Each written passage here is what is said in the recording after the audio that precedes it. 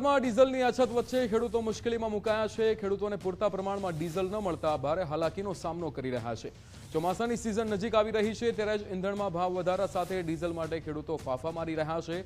Tractor દ્વારા હળ ચલાવવું, દાંતી મારવી તેમજ રાપ સહિતની કામગીરી ઝડપી થાય છે, જેના કારણે સમય અને મહેનત બંનેની બચત થાય છે। પરંતુ હાલ ડીઝલની અછત અને ભાવ વધારા વચ્ચે ટ્રેક્ટર ચલાવવું ખેડૂતો માટે ખર્ચાળ બની રહ્યું છે।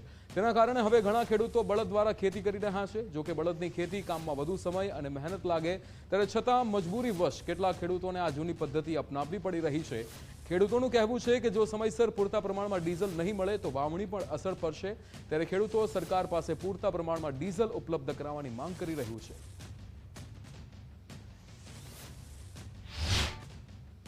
અને ડીઝલ બંધ થયું એટલે ખેડૂતોને ટ્રેક્ટર ઘરે પડ્યા છે। ખેડૂત લાઇનમાં ઉભા રહે છે, જ્યાં જોઈએ ત્યાં પેટ્રોલ પંપ પાસે 5-5 લીટર યા 10-10 લીટર ડીઝલ ગોતે છે અને ટ્રેક્ટર સંપૂર્ણ ઘરે પડ્યા છે।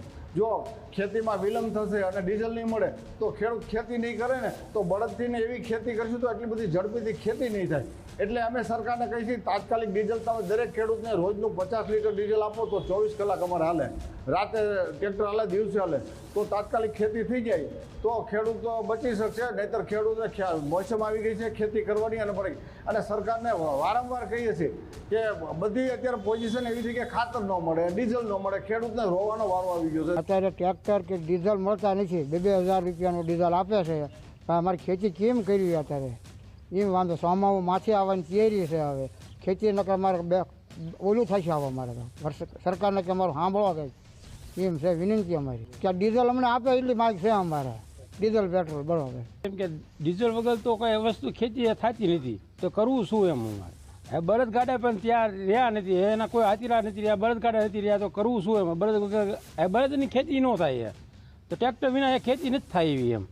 તો ડીઝલ ન મળે તો કરવું શું એમ। ડીઝલ અમને પૂરતું આપે તો અમારે આ ખેતી થાય, ને ખેતી વગર અમે આ કરશું એમ। ખેતી કરવાનો સમય છે ત્યાં ડીઝલ આપતા બંધ થઈ ગયા એમ। 2-2 કલાક લાઈનમાં ઉભા રહી તો ડીઝલ મળતું નથી।